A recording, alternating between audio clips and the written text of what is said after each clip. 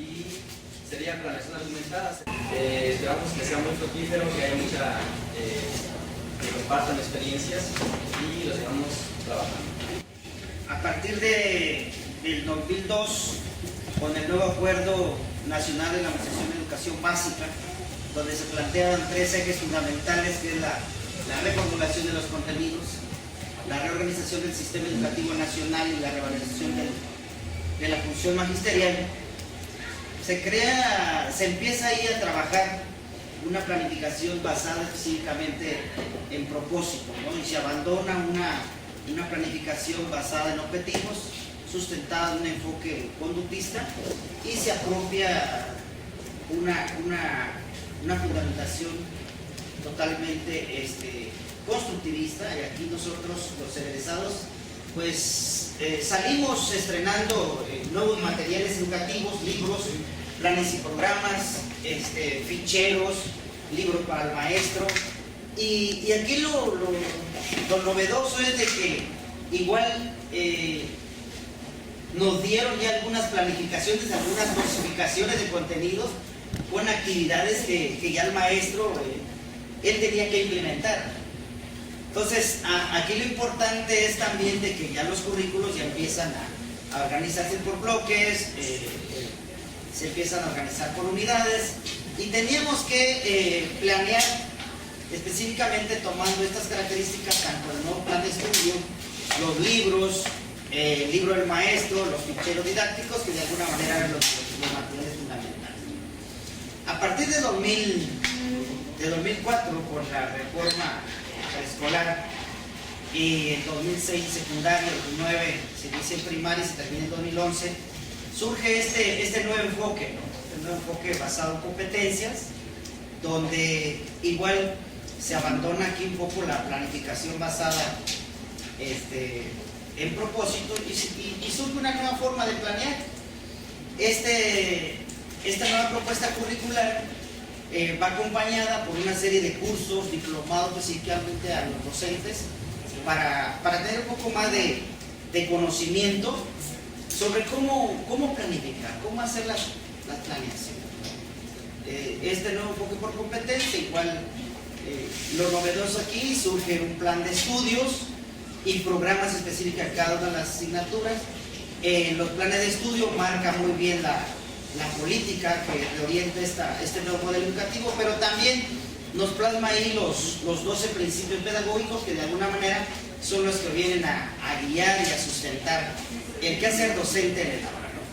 Pero algo importante en los planes y programas, que independientemente de la estructura, cada asignatura trae una estructura específica, y esa estructura específica de alguna manera está llevando al maestro a realizar una planificación específica por cada asignatura.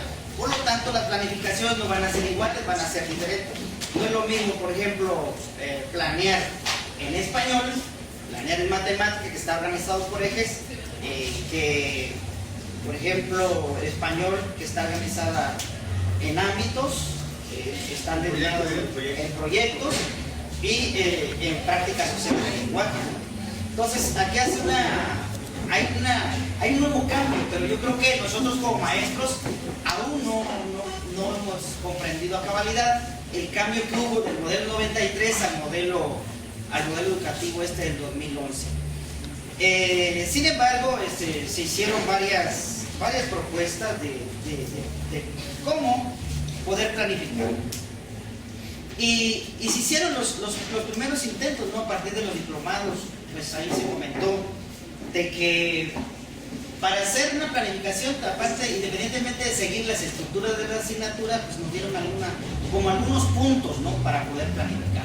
Y uno de los principales puntos que nos dieron es, bueno, cómo poder elaborar una competencia. Y uno decía, bueno, que una competencia se redacta totalmente diferente a un objetivo y se redacta totalmente diferente a un propósito, ¿no? Como la competencia lleva una redacción con un verbo en presente, tiene un objeto directo, que en este caso son los contenidos, y una condición en la cual el chico tiene que aplicar el contenido. Entonces, el primer paso nos decía, bueno, tienes que construir tu competencia.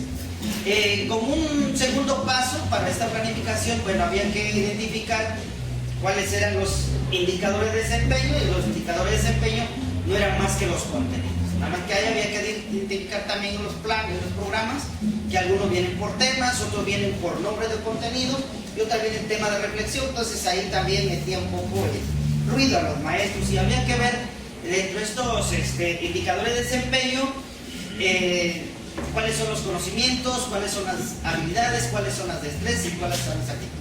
Esto es lo novedoso, porque la competencia, entendida como ese conjunto de conocimientos, habilidades, actitudes y destrezas que tiene que desarrollar el chico, ¿no?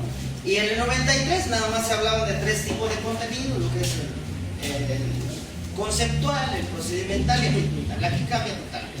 Entonces, como un tercer paso, aquí nos manda a separar en columnas esos indicadores de desempeño. Bueno, que el maestro diga, bueno, qué conceptos tiene que aprender el chico, qué habilidades tiene que desarrollar, qué destrezas y qué actitudes. Como un segundo momento, el maestro tiene que elegir una situación didáctica. La situación didáctica se entendía como aquella estrategia que permite un poco mediar entre la experiencia que trae el alumno, entre los saberes previos, entre los conocimientos comunitarios, con el contenido curricular enseñado. Aquí puede haber sido también un cuento, puede utilizarse una poesía, puede utilizarse el refrán, puede utilizarse una escenificación. Bueno, aquí el maestro tenía que seleccionar su situación didáctica, ¿no? Una vez seleccionada la situación didáctica, bueno, habría que establecer un conflicto cognitivo como una pregunta central que moviera los esquemas del chico en relación al contenido a enseñar. Y eso es fundamental, porque de alguna manera la situación didáctica y el conflicto cognitivo hace que el chico participe, ¿no?, en relación a los contenidos enseñados. Por otro lado, una vez ya establecido el conflicto cognitivo, pues ya se pasa ya a diseñar la secuencia didáctica, ¿no? La secuencia didáctica tenida retomando los tres tiempos: el inicio, el desarrollo y el final. Y luego pues seleccionar cuáles serían los materiales y recursos adecuados para poder mediar y facilitar el aprendizaje, los criterios de evaluación que el maestro tiene. Esos criterios de evaluación lógicamente tienen que salir de los indicadores de desempeño, que es acá donde se tiene que ver también el nivel de desempeño adquirido que adquiere el chico en relación al contenido. Y por último, los instrumentos de evaluación. Eso sí sería como que algunos de los elementos de la planeación didáctica, porque se dejó de llamar planeación para llamarse planificación, porque el concepto de planeación era muy amplio, muy complejo. Por lo tanto, aquí ya lo retoman como planificación, y además pasa a ser uno de los principios básicos, los principios pedagógicos en el plan de estudio. Con la nueva reforma, a partir de la reforma del artículo 3 en febrero, ¿sí?, del 2012, pues pasa a la evaluación con un carácter ya normativo y con el surgimiento de las 3 leyes secundarias, como la Ley de Servicio Profesional Docente, la Ley del Instituto Nacional de Evaluación y la Ley General de Educación. Fueron como los elementos fundamentales que dieron origen un poco a esta nueva mirada de la planeación como planeación argumentada. Es decir, la planeación argumentada no nace con una necesidad novedosa, no nace como una forma de poder potenciar los contenidos o el aprendizaje de los chicos. Nace específicamente como una propuesta específicamente impuesta por el Estado, porque tenía de alguna manera la planificación era una forma de controlar al maestro independientemente de los procesos de evaluación que estaba planteando. Lo tomaron así como un medio de control, ¿no?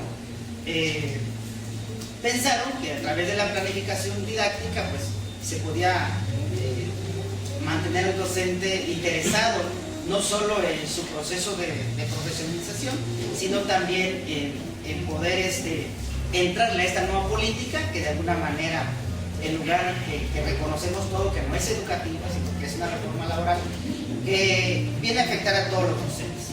Entonces, de entrada reconocer que la planificación argumentada es una propuesta de Estado, es una propuesta de control, es una propuesta de dominación, es una propuesta impuesta, ¿no? No nace como una necesidad de los docentes en el aula.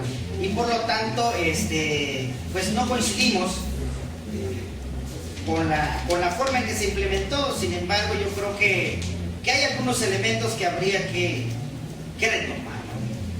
Bueno, entrando ya a la planificación argumentada, ellos empezaron iniciando de que había que dar un poco de qué es lo que estamos haciendo en el aula, y por lo tanto plantearon esto y plantearon algunos elementos que debe llevar la planificación argumentada. Por un lado, primero hacer un poco la descripción del contexto interno y externo de la escuela. O sea, que el maestro describiera, bueno, todos los factores sociales, culturales, económicos que permean, ¿sí?, o que están incidiendo en el aprendizaje del alumno. Por otro lado, las características tanto físicas, materiales, recursos humanos que tiene la escuela, o sea, qué tipo de materiales o recursos tiene para poder facilitar. Entonces, tomaron en cuenta el contexto, y el contexto lo dividieron así, en contexto externo y contexto interno. Y como un punto siguiente, tomaron lo que es el diagnóstico del aula. El diagnóstico del aula, bueno, un poco conocer las características psicológicas del grupo, es decir, en relación a los conocimientos que ya posee el chico, o puede ser en relación a algunas propuestas que establecen algunos teóricos de la psicología, por ejemplo, como David Hall, que establece que hay niños prácticos, niños teóricos, niños pragmáticos, niños activos. Pero también podríamos rescatar aquí la propuesta de las inteligencias múltiples, ¿no? Que hay niños que son musicales, niños que tienen desarrollo de lenguaje, capacidades en español.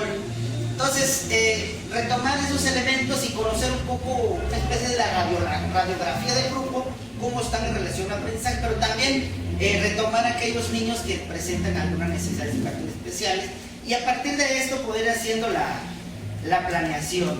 Pero ellos en sí hablan de algunos sustentos teóricos para poder explicar el contexto, basarse un poco en la sociología, ¿sí?, para entender un poco el contexto de la escuela, en la psicología, lógicamente, en el plan de estudio y especialmente en la pedagogía y la didáctica, ¿no?, para poderles irle dando forma a la planificación argumentada.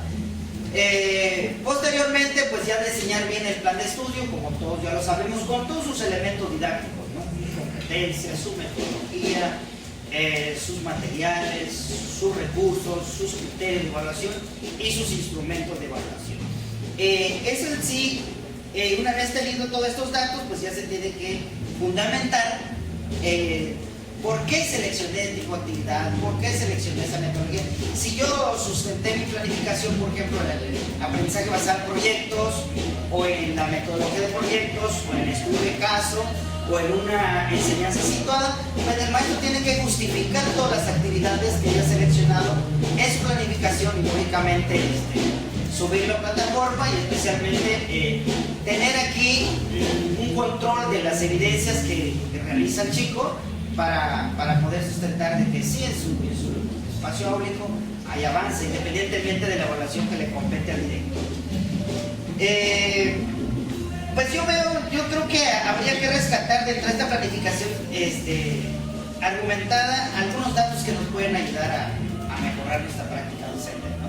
Pues nosotros no estamos trabajando con la planificación argumentada, quiero decirles, ni estamos aún en la planificación con el modelo de competencia, con eso estamos trabajando. Un servidor trabaja en primer grado, un grupo de 26 niños, y seguimos planificando con el modelo por competencia. No le entramos a la planificación argumentada. Sin duda yo creo que es un buen elemento de análisis que podemos rescatar muchos elementos que yo diría que al relacionar este tipo de planificación bajo un enfoque de la investigación cualitativa, que más adelante lo abordará Juan, nos podría dar muchos elementos para poder mejorar el proceso de aprendizaje y de enseñanza.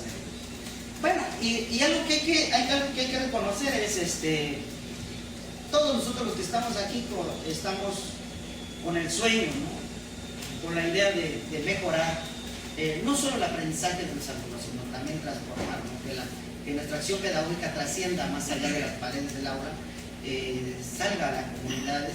Entonces lo interesante, nuestra visión de nosotros es transformar la sociedad, ¿sí? Porque entendemos de que la educación no es un problema eminentemente pedagógico, sino es un problema político, ¿no? Entonces sí me gustaría que aquí pudiéramos como dar algunas directrices que nos permitan ir viendo más allá. Bueno, ¿qué planificación nos ayudaría para poder ir trabajando esta parte de la transformación educativa, ¿no? Reconocer que el proceso del aula es un problema nosológico de construcción del conocimiento, que, como decía Freire, ya no más educador educando, sino educador educando, educando educador, ¿no? Que tenemos que transformar, ya no más transmisión de conocimiento. Se tiene que construir, se tiene que partir del diálogo, de ese diálogo de saberes en el aula entre alumnos, docentes y el contenido curricular. Creo que eso sería uno de los elementos que tendríamos que analizar aquí, y hasta dónde podemos nosotros como docentes transformar no solo nuestra práctica, sino que también tuviera incidencia en el plano social. Hasta ahí lo dejaría, no sé si hay alguna pregunta o comentario. Hace rato en la ponencia que daba el doctor comentaba que esta reforma educativa estaba enfocada, ¿no?, al desarrollo de las competencias y que se tenía que tomar en cuenta los 4 pilares de la educación, al desarrollo de la evaluación, lo que es la parte procedimental, actitudinal y conceptual. Y usted menciona también que dentro de esta propuesta que el Estado hace, lo que es la planeación argumentada, donde se retoman esas partes, ¿no?, del contexto externo, interno, el diagnóstico del aula y por qué utilizo esa estrategia argumental, ¿no?, cómo favorece esa estrategia a la competencia, al aprendizaje esperado. ¿Qué tan factible es dentro de la experiencia de ustedes, si alguien lo ha aplicado, llevar esta parte, ¿no?, de desarrollar todo lo que es el contexto del alumno para que realmente se aplique esa estrategia en el ciclo, es decir, en el momento a los estudiantes que se les va a aplicar? Del contexto externo, interno y las características de los estudiantes, ¿no?, a donde vamos a aplicar esa estrategia. ¿Qué tan factible es para desarrollar realmente la competencia?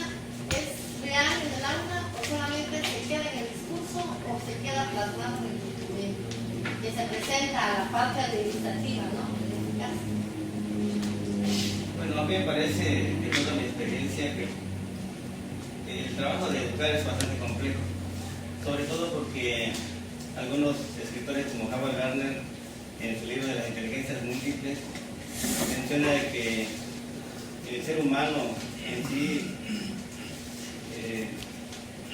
está inmerso, por decirlo así, en su humanidad con diferentes tipos de inteligencias. Ahora, pero nuestros alumnos, en la parte, sobre todo lo factible que dice usted, en la parte de nuestros alumnos, el problema es cómo llegan los niños emocionalmente a la escuela. Y a partir de ahí, quizás se rompa ese esquema o esa realidad que nosotros visionamos desde una currícula, si lo queremos ver así. Entonces, en ese sentido, me parece que lo que sí hacemos y podemos hacer es adaptar de acuerdo a las condiciones con las que están nuestros alumnos, que son diversas en cada uno de ellos, tratar de adaptar los contenidos. Y aquí surge una pregunta, aquí lo anoté para no olvidarme, que es precisamente cómo lo estamos enseñando nosotros en la escuela. Y que creo que ahí puede ser que coincida un poco con lo que preguntan, ¿cómo lo estamos haciendo nosotros? Entonces esa parte es la parte, por decirlo así, práctica, pero obviamente que se fundamenta, ¿no?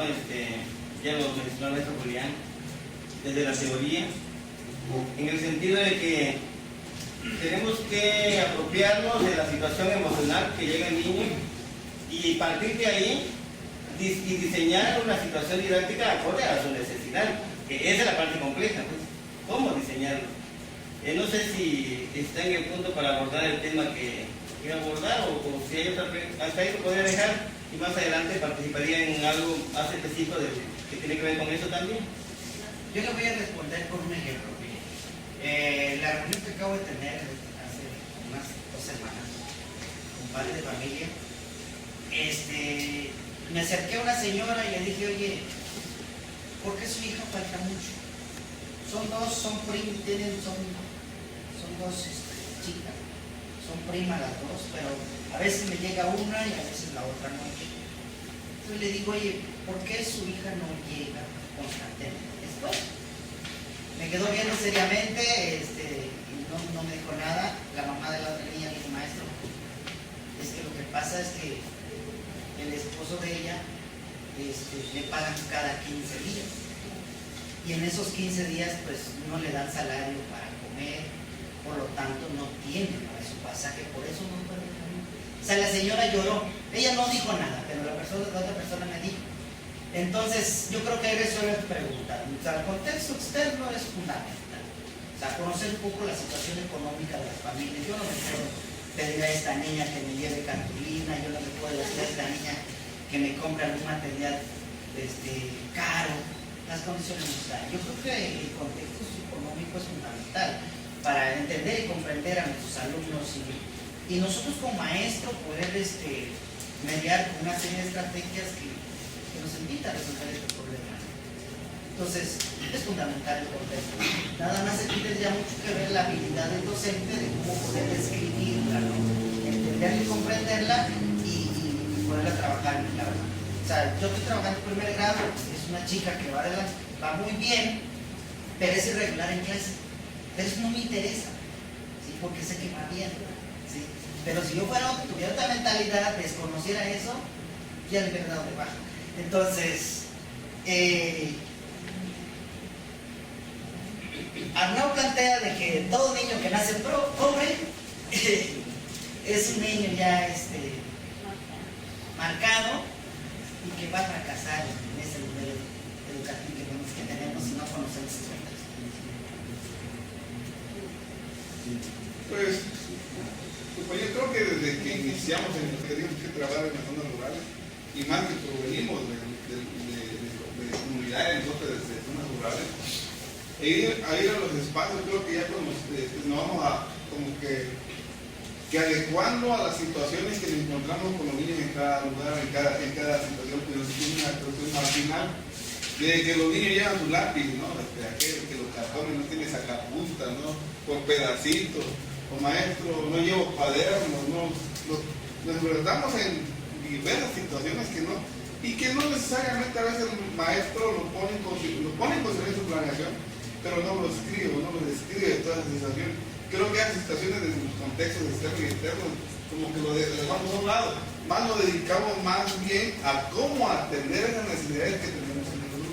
Y de acuerdo a esas necesidades, a través de las actividades que se van planteando, bueno, el maestro incluye sus actividades o lo hace que los niños trabajen, independientemente lleve o no lleve útiles escolares, o no llevo gasto porque el compañerito del otro le invita, o nada más te queda bien, o sea, situaciones así, ¿no?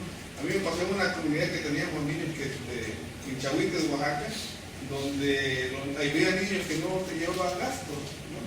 Pero se dedicaban a pedirle dinero, que si no le daba dinero al niño, entonces no iba a tener como que asistencia de guardaespaldas, pues. Y el otro niño se quedaba sin dinero. Mira, todas las cosas que vivimos en la escuela. Y entonces vemos pues que los niños buscan sus mecanismos también, ¿no? De buscar cómo entrar esa situación de resolver sus propios problemas. Vivíamos el Chahuites es un lugar donde hay mucha situación de alcoholismo, de prostitución, más si te toca una escuela por la tarde, ¿no? El tipo de alumnos que nos llegan, pues, de alumnos rechazados que están de otras escuelas, ahí te llegan a la escuela de la tarde y otra vez a la escuela de la tarde. Entonces te enfrentas a una serie de problemas. Niños que dejas tarea pero no te llevan la tarea. Contexto que tienes que trabajar en el aula. Y eso define. No lo describimos, es un documento como lo piden aquí en el contexto. Simplemente de manera natural sabemos cómo está trabajando y ahí es donde ya nosotros adecuamos los contenidos que se van a plantear. Entonces, de acuerdo a lo que responde esta propuesta del Estado, se sería una manera de cómo el propio Estado quiere saber cómo sistematizamos nuestros procesos, cómo lo vamos a redactar, si realmente conocemos nuestras asignaturas, si realmente conocemos a nuestros niños. No, más bien el Estado es más para control, ¿no? Y para tenernos metidos en cómo redactar el guión, más que si verdaderamente estamos enseñando, ¿no? Yo creo que al Estado es más una cuestión laboral que la cuestión administrativa, que más que la cuestión de un análisis sobre lo que ocurría en una región de Mochil y se refería a educación indígena. Necesitaba saber cuántos entraban a educación indígena y cuántos salían, es decir, qué eficiencia terminal había en la educación primaria. Y me resultaba más o menos como un 10 o 12% de eficiencia terminal. De 10 personas, nada más egresaba uno y ese iba a ser víctima de educación secundaria. Esta realidad de la educación en una zona, en una parte nada más de Chile, sobre todo en la educación indígena, es el dibujo de lo que ocurre a nivel nacional. Pero también ocurre que hay otra investigación sobre los documentos que tienen los maestros de educación indígena, si es que tienen estudios o no los tienen. Y resultaba que muchos maestros habían logrado fotocopias de alguien que había estudiado y con esa fotocopia habían burlado el sistema para entrar al sistema de educación indígena. Esta es una preocupación grandísima del Estado, porque ahorita va a utilizar mucho dinero para el proceso de titulación y en ocasiones se mira entre comillas como una conquista democrática. Realmente es un impulso del Estado. En dos aspectos estoy mencionando como si fueran muy visibles o no relacionados, no vinculados. Por una parte la situación de los niños, la eficiencia terminal, y por otra parte la condición del profesor que ha buscado el sistema para entrar a la educación. No aprendemos a ser maestros en las escuelas normales, lo aprendemos en la práctica. Y por mucho que no tengamos documentos, es posible que seamos muy buenos en la práctica docente. Eso es posible porque hay excelentes maestros con arte y que sistematizan su trabajo procurando que los niños aprendan. Y no tiene nada que ver este asunto de eficiencia terminal en educación superior o en educación primaria con lo que se logra en las aulas, porque a pesar de que no logren documentos, muchos niños aprenden gracias a que se logra crear un clima de aula. Lo que más nos preocupa a los maestros no es el diseño curricular impuesto por el Estado. Lo que nos preocupa es que el niño sepa que necesita aprender. Aquí voy a estar hablando así más o menos como el secretario de Educación. Sí, aprender. O sea, necesita saber que necesita aprender. Cuando ya lo he logrado, eso me cuesta muchísimo, porque necesito rigor y también amor. Y es un problema, es un dilema, dar amor y rigor. El maestro lo debe equilibrar. Eso sí nos lo enseñan aquí en la escuela normal. A punta de catorrazos, pero sí lo aprendemos. El rigor y el amor hace que el niño se identifique con su maestro y empiece a hacer los trabajos que los va a hacer en tiempos extras. Aprenderá a aprender con sus materiales, con lo poco que tenga, y va a inventar muchos recursos, va a estar utilizando. Pero a las escuelas rurales no llegan los libros de texto.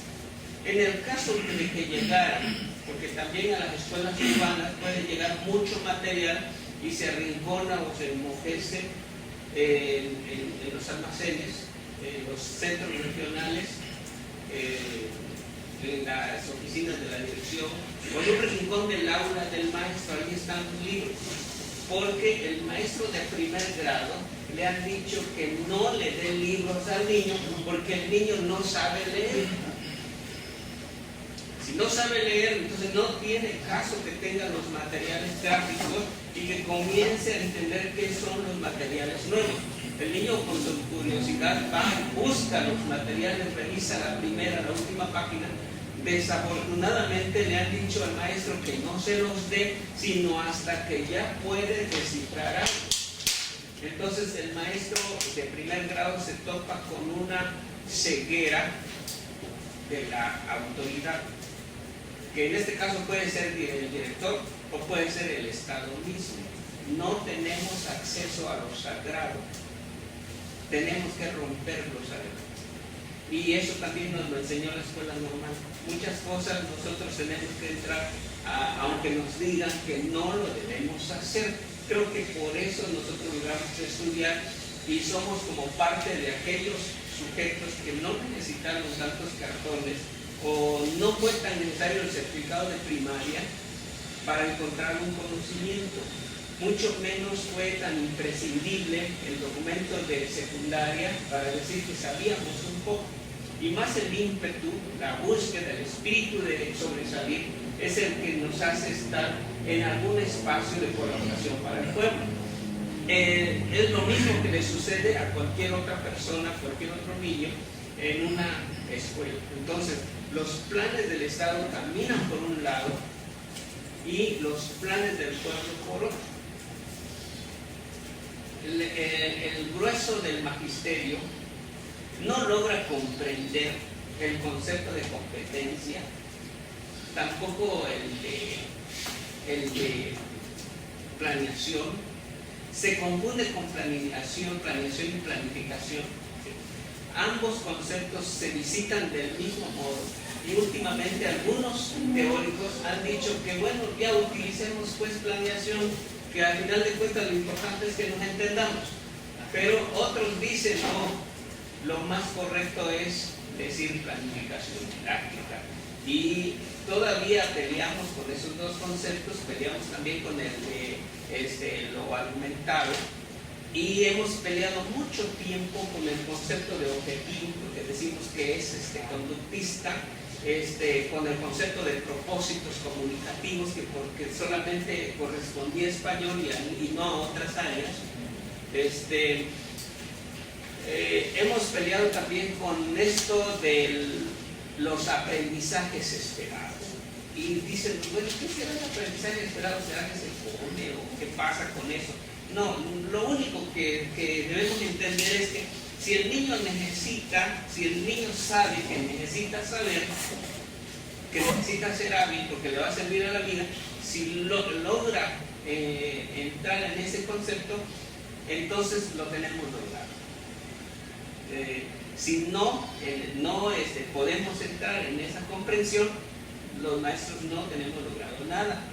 No importan los conceptos, importa el rigor y el amor, la comunicación que se establece entre el docente y el niño para llegar a un conocimiento, a un conjunto de conocimientos al término de un grado.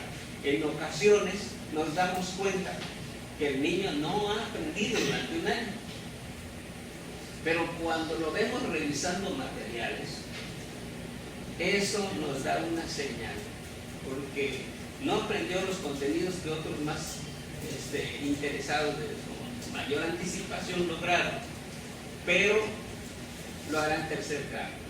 Y yo atendí a niñas que me llevaron porque no sabían, sus padres me dijeron que no sabían nada, y ya los vi tiempo después en la preparatoria, a esas niñas declamando poesías y otra trabajando en un concurso de oratoria. Entonces, la esperanza que tiene el maestro en el proceso no tiene nada que ver a veces con los modelos o los diseños curriculares. Es algo que sirve de apoyo, pero no es la esencia. Muchas gracias.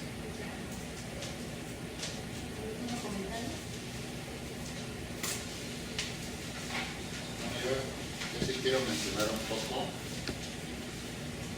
a partir de mi persona como alumno, cuando fui alumno de primaria, porque me imagino que así como yo viví esa etapa, así hay muchos niños ahorita. Cuando yo era alumno de primaria, vivía a más de 3 horas a pie de distancia era una distancia enorme y era un niño pequeño que no me dejó mi mamá ir a pasar en un camino solitario solito. Entonces no me mandó a la escuela hasta que ya tuve 8 años de edad. Para ese tiempo ya casi había aprendido a leer solito, porque mi mamá me enseñó letra por letra y después casi aprendí a leer. Cuando fui a la escuela aprendí rápido. Pero así como dice el compañero de que hay niños que van una semana o 2 o 3 días y se ausentan casi un mes, así me pasó. Me ausentaba mucho de la escuela. En primer año no tuve problema porque ya aprendí a leer y todo, a sumar y todo eso. Pero ya de segundo grado hasta sexto, el maestro, afortunadamente fue el mismo maestro, y un maestro multigrado que me tocó. Él habló con mi mamá, que yo estaba matando mucho y que me iba a dar de baja, y mi mamá le dijo: déjenle tarea, maestro, es que él no puede, estamos muy lejos, no puede venir todo de manera continua. Va a haber días que va a venir y va a haber veces que lo necesito que me ayude allá en la casa. Entonces, entendió el maestro, me dejaba tarea. Mira, tú vas a leer este libro de aquí hasta aquí, vas a resolver de matemática de aquí hasta aquí. Esa era la tarea. Solito yo sabía que tenía que resolver, quebrarme la cabeza, a ver cómo entender ahí, pero solito. Eso me ayudó mucho para que yo tuviera la posibilidad de aprender, como dice, aprender a aprender uno solo. Lo único malo, que el maestro no le puso importancia a las ciencias sociales, que eran unos libros bien gruesos. Él le puso más atención a matemáticas y español, fue lo que aprendí. Ciencias sociales me vino a dar un gran dolor de cabeza cuando ya entré a la secundaria, porque en la primaria era bueno para matemáticas y para español. Mi letra creo que no tenía errores de ortografía, y hasta ahorita en el trabajo que hacemos en el PEA, yo les corrijo sus textos a los maestros o doctores que están ahí, porque ellos escriben un poquito mal, yo les corrijo. Pero ya después me di cuenta que es importante que la educación sea integral, porque por ejemplo, como mi mamá me prohibía que salieran bailables o programas para la escuela, pues, porque se tenía que comprar vestuario, entonces yo no participaba en los famosos bailables para el programa de la escuela, y eso ya aquí en esta escuela me vino a costar trabajo aprender la danza. ¿Pero un Griselda? No, la maestra María Elena. Y veo que los compañeros de alguna manera influyen, porque dicen: vengan los mancos bailando. Y yo no quería que me dijeran mambo. Entonces, pues, menos. O sea, fue mi odio a la danza, fue porque no quise. Reprobé danza. Es más, me fui a la normal superior, porque en la tarde tocaba danza, me fui a la normal superior para que sí tuviera yo un escape. ¿Sí? Y entonces, yo creo que ahora de maestro me doy cuenta que es importante comprender a los alumnos y respetar el proceso de cada alumno, porque algunos alumnos aprenden más rápido, otros aprenden más lentos. Y yo digo, si obligamos al alumno a aprender algo que todavía no quiere aprender, va a odiar esa materia, y eso pasa mucho con las matemáticas. Hay quienes no les gustan las matemáticas, pero fue por eso, porque su maestro los obligó a aprender las tablas, por ejemplo, y pues ya no quieren nada de matemáticas. Y en cambio, si con paciencia, como dice el compañero, con amor y rigor, conducimos al alumno a que logre su aprendizaje por él mismo, va a ser un excelente alumno. Y yo pongo ahora como ejemplo a Benito Juárez. Benito Juárez no tanto fue muy inteligente, más bien fue una persona con suerte, con mucha constancia, con mucho tesón, porque llegó a Oaxaca sin saber el castellano. Tuvo la suerte de que su hermana trabajaba en una casa, era sirvienta. Llegó con las señas que le dio la hermana, llegó a esa casa, preguntando la cosa que llegó, y ahí pues le dieron la oportunidad de entrar a la escuela. Al mismo tiempo que aprendía el castellano, aprendía a leer. Entonces, por él mismo fue aprendiendo. le gustó tanto aprender que después se hizo abogado, aprendió varias lenguas, aprendió muchísimo, pero no porque sus maestros le dejaran tarea o porque lo obligaran a estudiar, ¿sí? Es que uno solo quiere aprender. Entonces, pero sí es importante que seamos capaces de lograr que nuestros alumnos amen el conocimiento y ya ellos solos pueden alcanzar sus metas. Gracias. Coincidimos en eso de que tenemos nosotros como maestros, tenemos que encontrar la forma de cómo aplicar o transmitir el conocimiento hacia los niños. No diríamos allá con los compañeros de mi zona de trabajo, es muy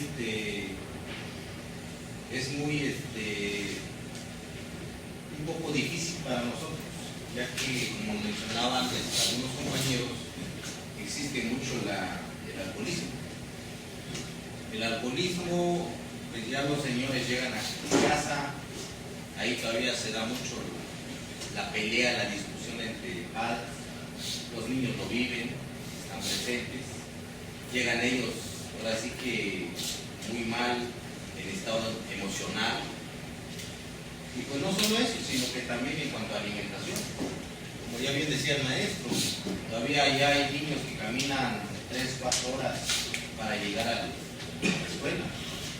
Entonces, sí se nos hace difícil también, ahora sí que trabajar de una manera tranquila o en un nivel igualitario. Hay niños que, como bien sabemos, niños que aprenden de manera rápida, entienden lo que se les explica, pero igual hay niños que llegan y están pensando en otras cosas. Yo les decía, problemas familiares, problemas sociales, igual se da mucho en ese lugar, en esa región, pero siempre hemos dicho con algunos otros compañeros que igual no pudieron venir por diferentes situaciones,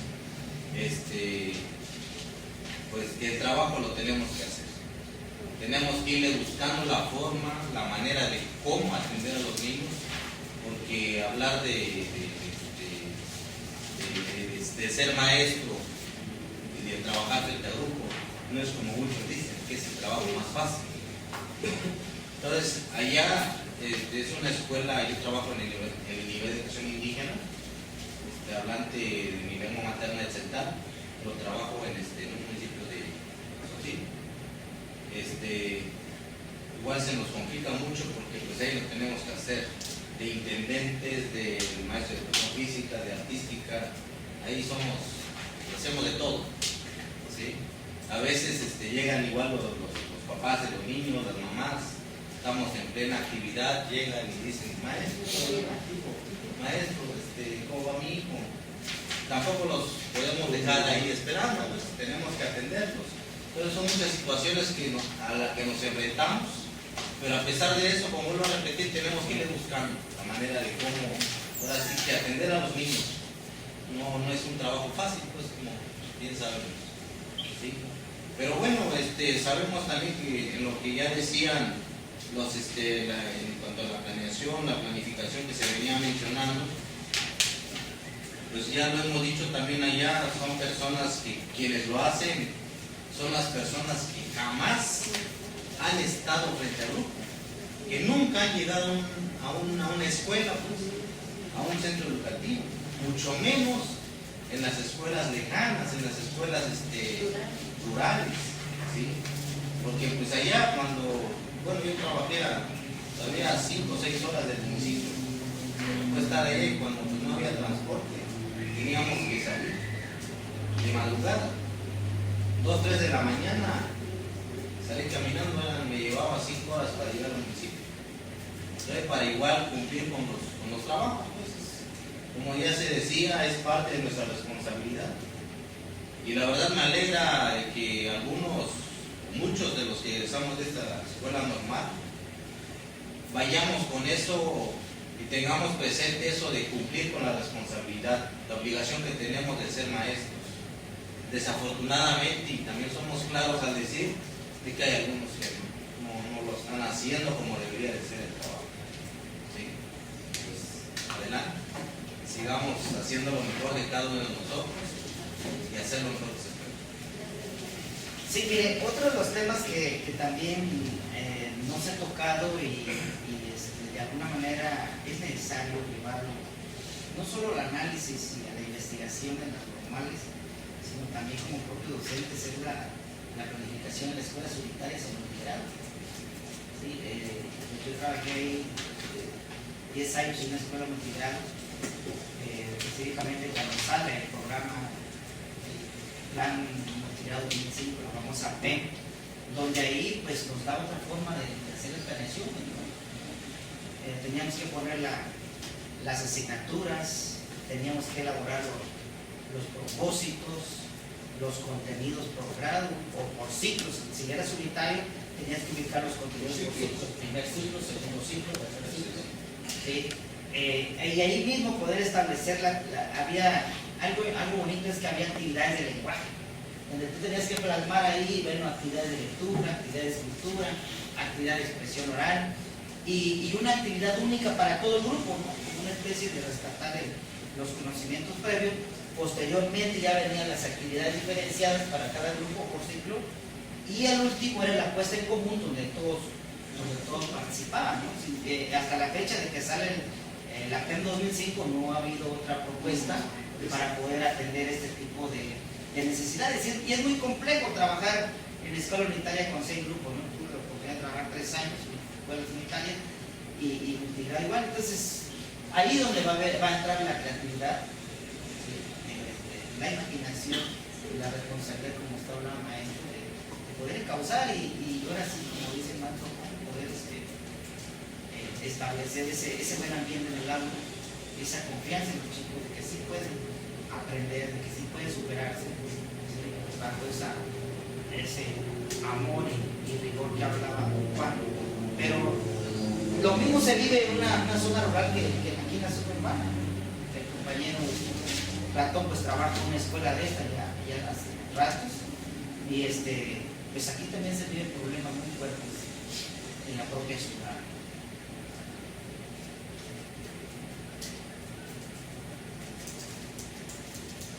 Sí, pero no quiere decir cuál es el problema. La pregunta que sí plantearía y me gustaría que la abonaras un poquito es: ¿hasta dónde el papel que estamos haciendo como maestros, o hasta dónde la planificación que estamos realizando está contribuyendo a la construcción de ese nuevo pensamiento, a la formación de ese sujeto crítico, humanista, de ese nuevo ciudadano, a la transformación de la sociedad, a construir una sociedad más democrática, más justa y equitativa?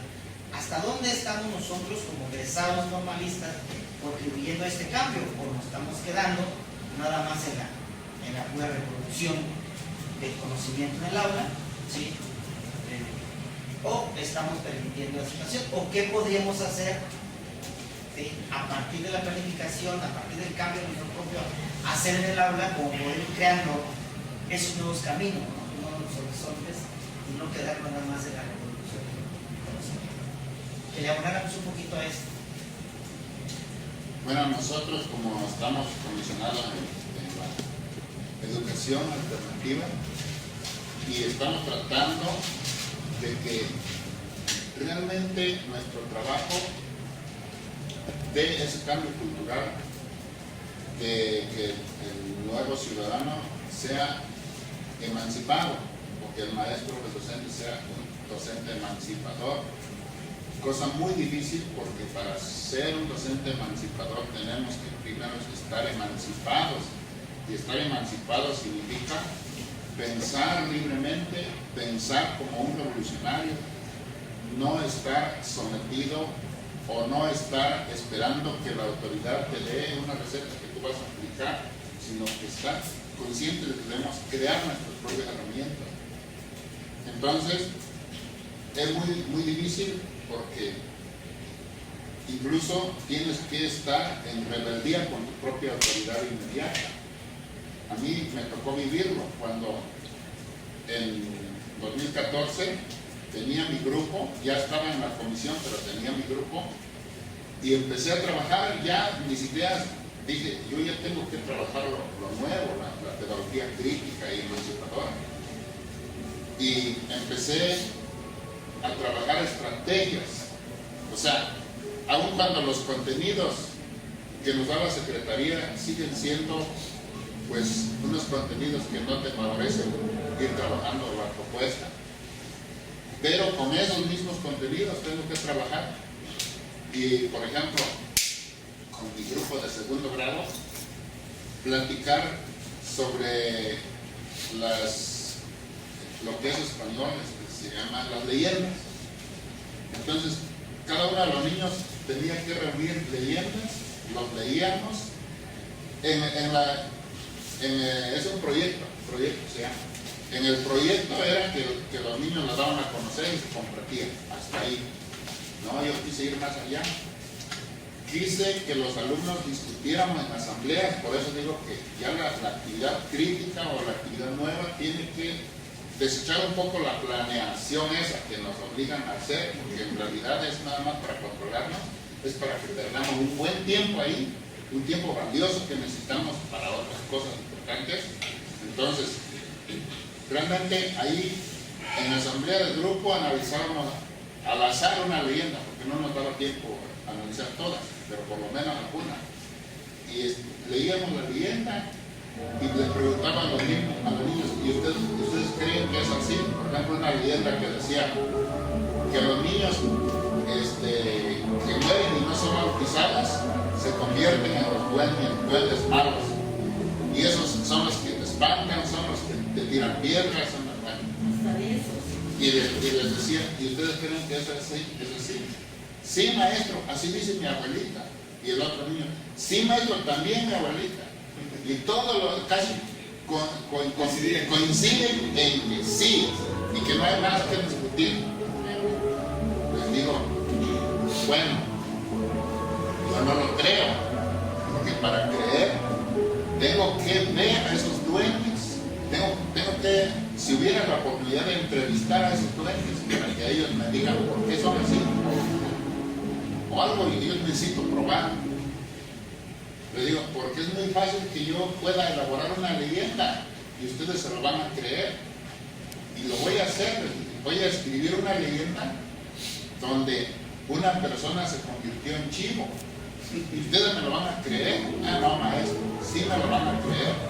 Y es leyenda. La leyenda no es real. Es una parte de fantasía y se sustenta con algunas cosas de la realidad. Pero en parte es fantasía. Entonces ustedes creen en cosas que no son de verdad. Y les cumplí. Escribí la leyenda del chivo de Cerro Corto, de una persona que fue optada por Satanás, lo llamemos, y se convirtió en chivo. Pero de esa historia que yo les conté, por ahí tengo el material, algún día les puedo compartir, fueron como 7 hojas, y les pregunté a los niños otra vez, ¿y ustedes creen en esta leyenda que les mostré, que yo escribí? Sí, maestro, pero ¿será que todavía existe el chivo? Y si lo vamos a buscar, ¿será que lo encontramos? Pero si yo les acabo de decir, ustedes lo van a creer y no es real, el chivo no lo van a encontrar.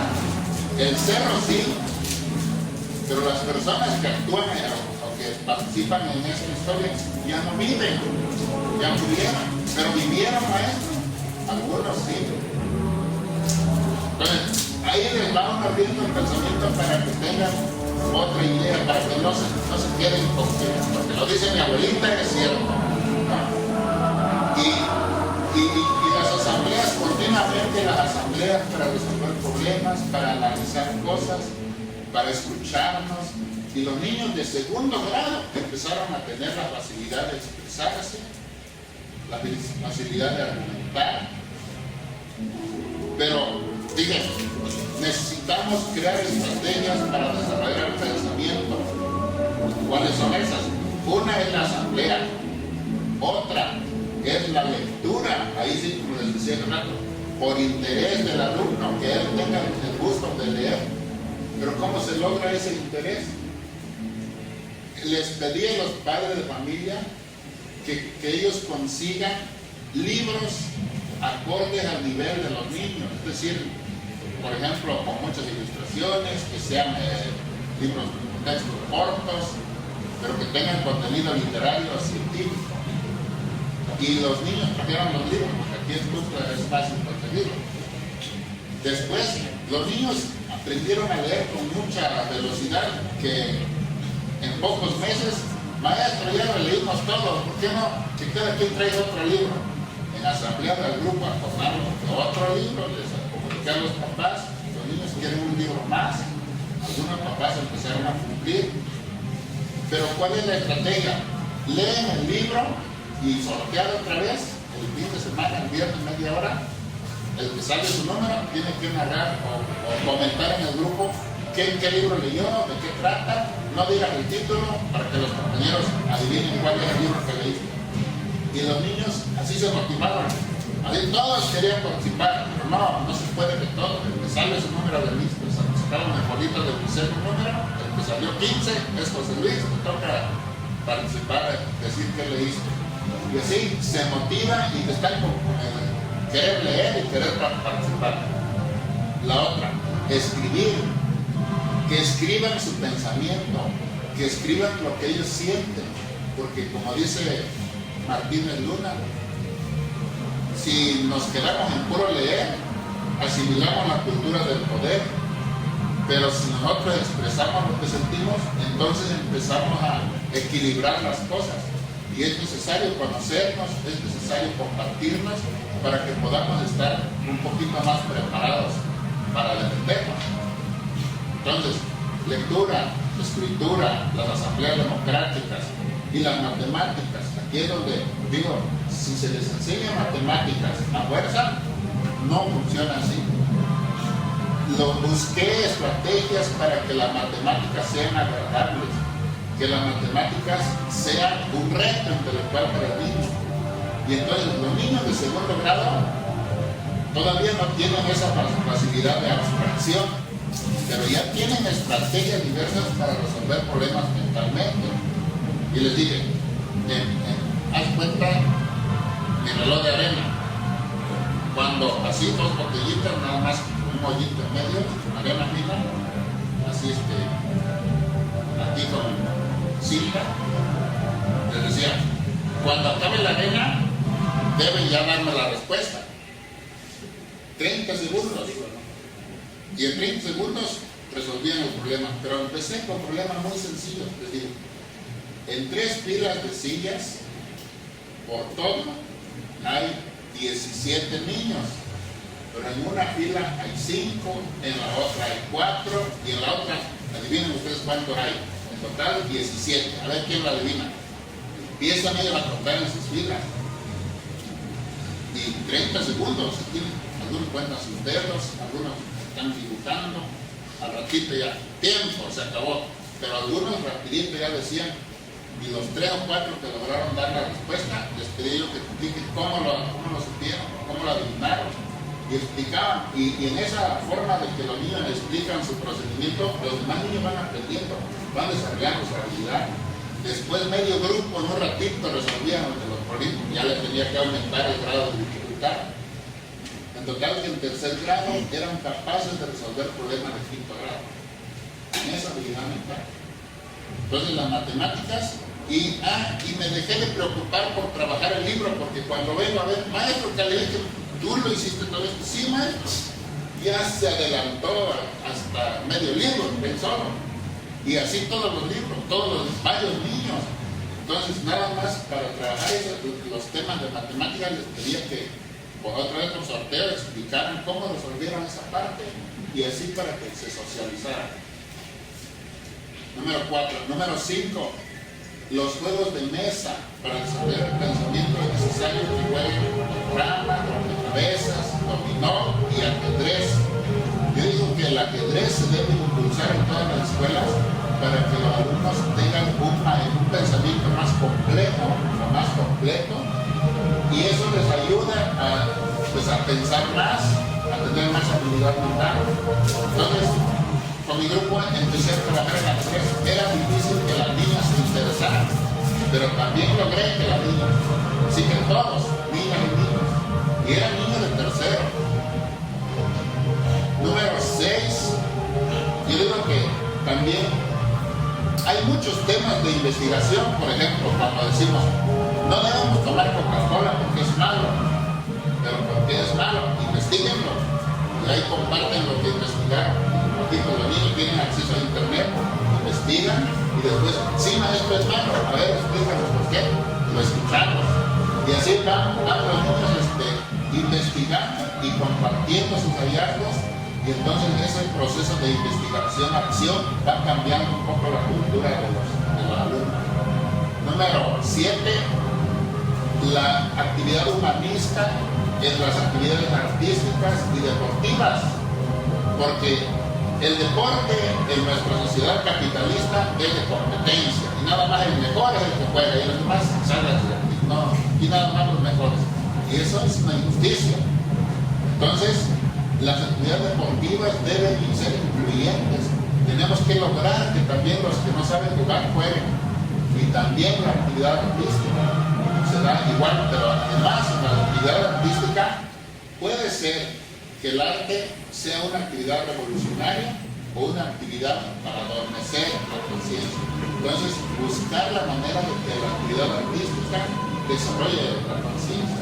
Entonces, así de esa manera, creo yo, por eso dije, si logramos que la educación sea más integral, que abarque todos los aspectos humanos, lograr la democracia, lograr la educación humanista, lograr la solidaridad y la práctica de valores en el grupo, lograr el aprendizaje autónomo, el aprendizaje compartido, que los niños ayuden a sus compañeros, bueno, lograr el pensamiento crítico y emancipador. Creo que sí podemos lograrlo sin necesidad de que cambien los planes y programas y sin necesidad de que la autoridad nos apoye en ese sentido, porque no nos va a apoyar. La autoridad está tratando de imponernos un modelo para someternos más. Están tratando de que seamos más individualistas, porque se dieron cuenta que de esa manera nos controlan mejor. Si somos individualistas, si cada uno se esfuerza por sobresalir de manera individual o de manera personal, es de esa manera como estamos controlados. De esa manera no vamos a poder unirnos para luchar.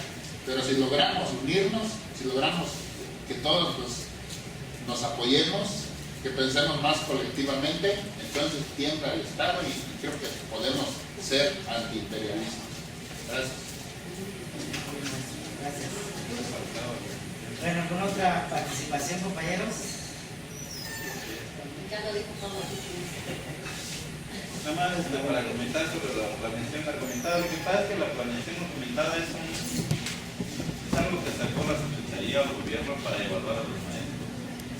La planeación sigue siendo planeación, pero la planeación argumentada es un instrumento de evaluación que sacaron ahora con esto de la reforma educativa para evaluar a los maestros. Entonces citan al maestro ante una máquina, lo sientan ahí y le dicen, tráeme tu planeación de matemáticas con, no sé, con tal desafío, de tal bloque.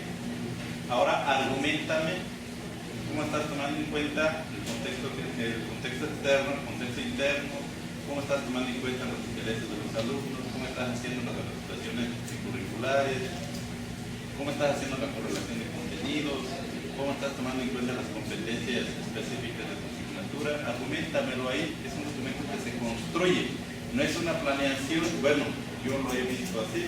Al menos yo construí 4 planeaciones argumentadas, porque ayudé a los que fueron evaluados, fueron seleccionados, los que no dejaron pasar allá en México. Ayudé a 4, por eso sé cómo se construye eso. Te ponen un reloj ahí, te dan un tiempo, llevas tu planeación y le das la argumentación extra. Si te pones suena el reloj y acabó, si no lo argumentaste, punto.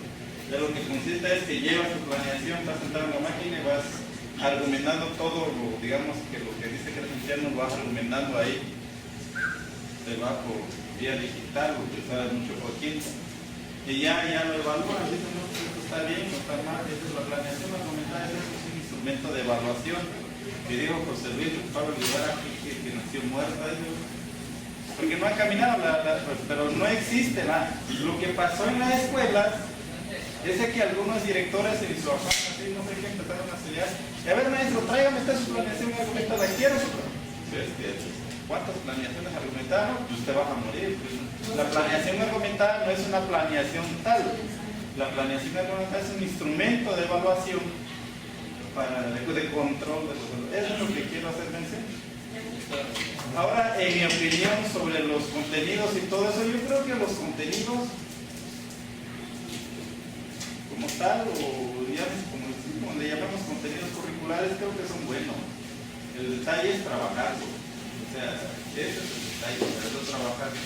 Digo, lo que dijo acá el compañero presidente no es fundamental, pero soy maestro, y sigue siendo el factor o el elemento de la conciencia algo fundamental. Por eso el egresado de la máster hace algo, porque tiene el elemento de la conciencia, le va buscando y va generando lo que es el maestro.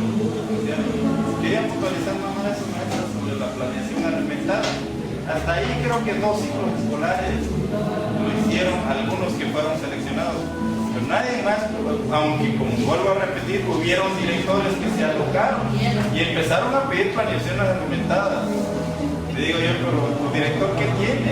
Porque oye, el diario o cada 15 días planeaciones argumentadas, está loco tu director. Eso lo vas a hacer cuando te citen. Tú vas a seguir haciendo tus planeaciones normales. Cuando te sienten ahí ya van a argumentar tu planeación, pero diario no dedícate a eso, ya no vas a enseñar. Sí. No sé si hubiera más preguntas sobre parte de ustedes sobre la planeación argumentada. Ya que no.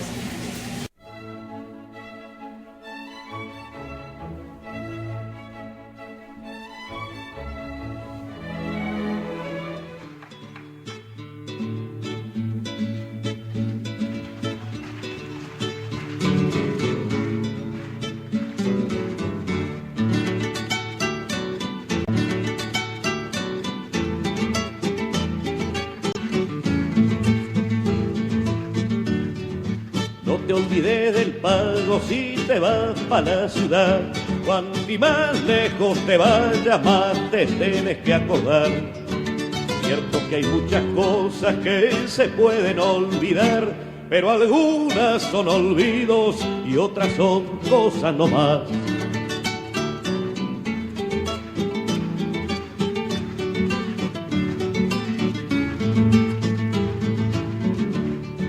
No eches en la maleta lo que no vayas a usar, son más largos los caminos pa'l que va cargado de más. Ahora que sos mocito y ya pintas como el que más, no cambies nunca de trillo aunque no tengas pa' fumar.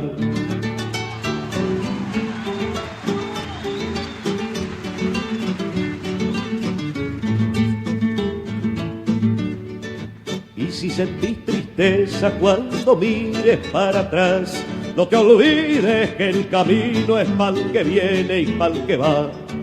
No te olvides del pago si te vas para la ciudad. Cuanto más lejos te vayas, más te tienes que acordar. Cuanto más lejos te vayas, más te tienes que acordar.